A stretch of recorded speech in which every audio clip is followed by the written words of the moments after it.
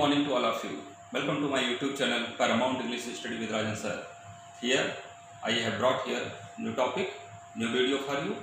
This is the topic actually very interesting. So let's see here what is the topic of the day. Hello viewers, welcome to my YouTube channel Paramount English Study with Rajan sir. Here we shall study narration part 2. I had taught you part 1. So we shall study here assertive sentences first. Direct से indirect में change करते समय हमें निम्नलिखित बातों का ध्यान रखना चाहिए. फर्स्ट, सबसे पहले रिपोर्टिंग वर्ब को चेंज करते हैं. अगर रिपोर्टिंग वर्ब के साथ ऑब्जेक्ट दिया है तो से का टेल तथा सेट का टोल्ड कर देते हैं तथा उसके पश्चात जो टू का प्रयोग होता है उसको नहीं करते हैं.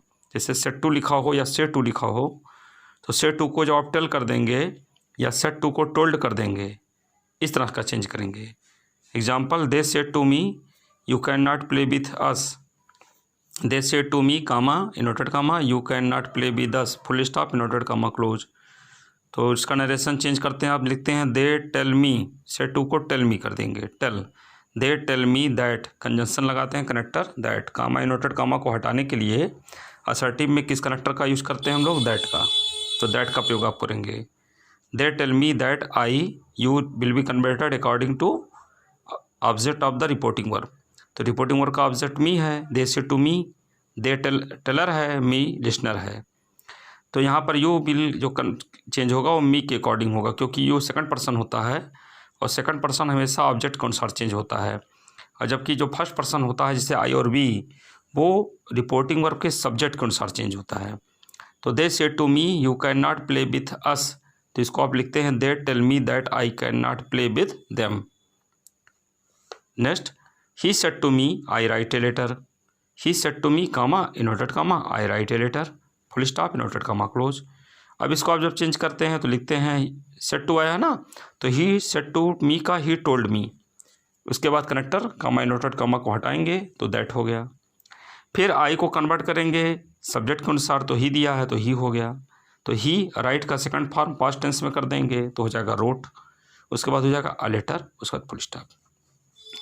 रिपोर्टिंग वर्ब अगर आपका प्रेजेंट या फ्यूचर टेंस में है तो रिपोर्टेड स्पीच के टेंस में कोई परिवर्तन नहीं होता.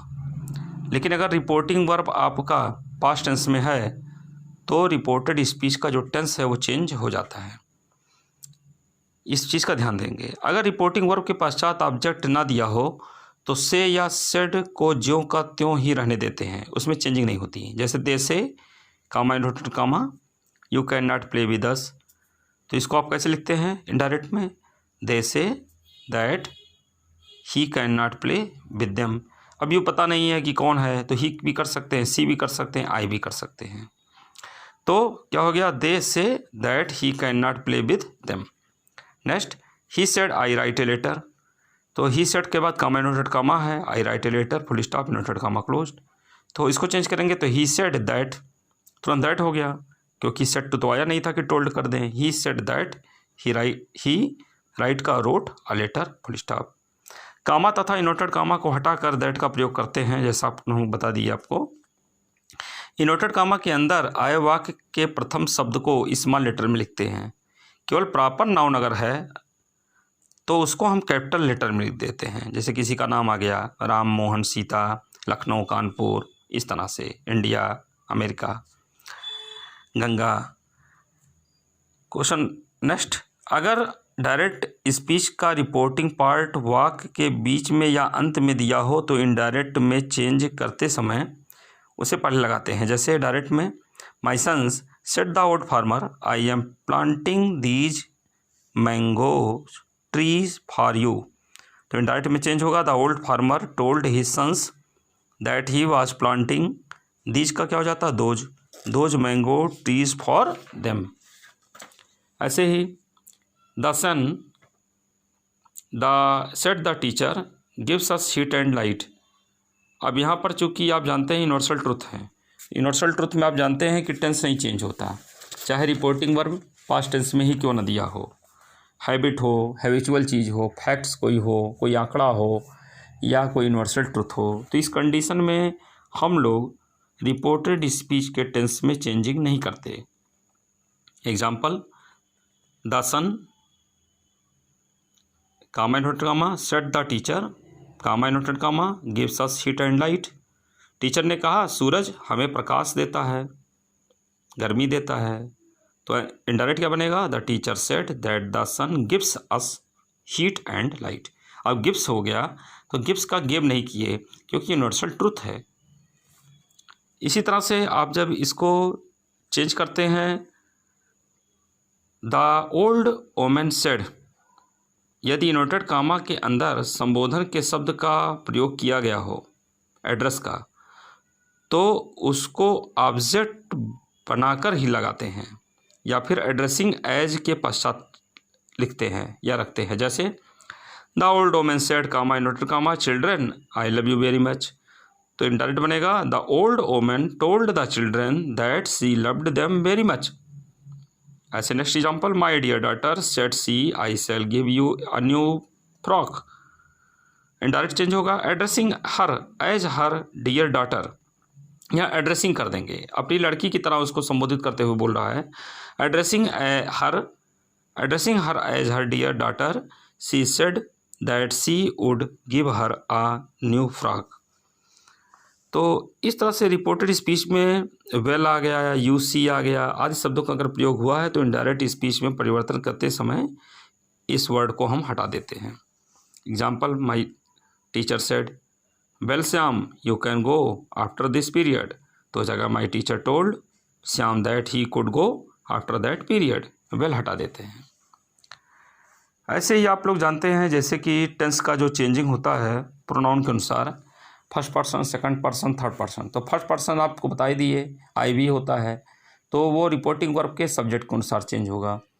यू जो होता है वो रिपोर्टिंग वर्ब के ऑब्जेक्ट के अनुसार चेंज होगा। और थर्ड पर्सन वो कभी भी चेंज नहीं होता है।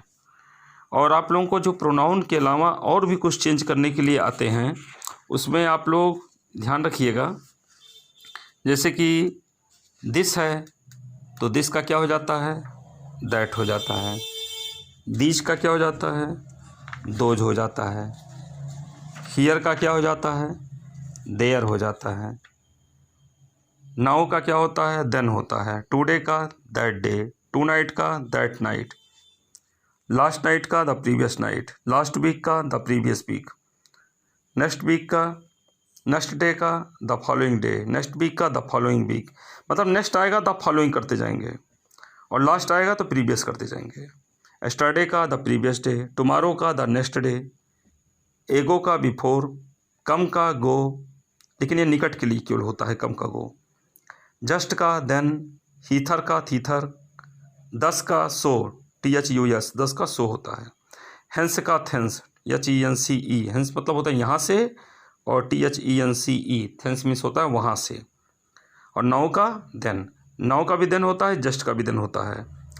यदि दिस, हियर, नाउ आदि शब्द किसी ऐसे वस्तु या स्थान या समय की ओर संकेत करते हैं, यानी कि दिस, हियर, नाउ ये ऐसे वर्ड हैं जो किसी ऐसे थिंग, प्लेस या टाइम को अगर इंडिकेट करते हैं तो उस समय जो कहते समय वक्त के सामने हो तो इनडायरेक्ट बनाते समय उनमें कोई परिवर्तन नहीं करते। एग्जाम्पल जैसे है, Kamal said this is my building, तो लिखेंगे Kamal said that this was his building.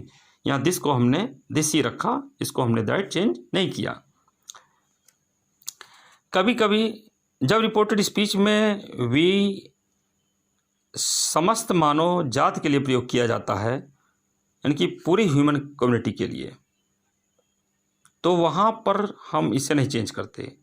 कभी कभी राजा, बादशाह, नवाब, बड़े लोग अपने के लिए जो है आई के स्थान पर वी का प्रयोग करते हैं, लेकिन इनडायरेक्ट बनाते समय हम ही लगाते हैं। जैसे he said to me I will give you any pen now, तो हो जाएगा he said, he told me that he would not give me any pen then. Next, Sarla said I went to see the Red Fort yesterday, तो Sarla said that she had gone to see the Red Fort the previous day. So we have completed here assertive sentences, and next sentences we shall study in next video. Thank you.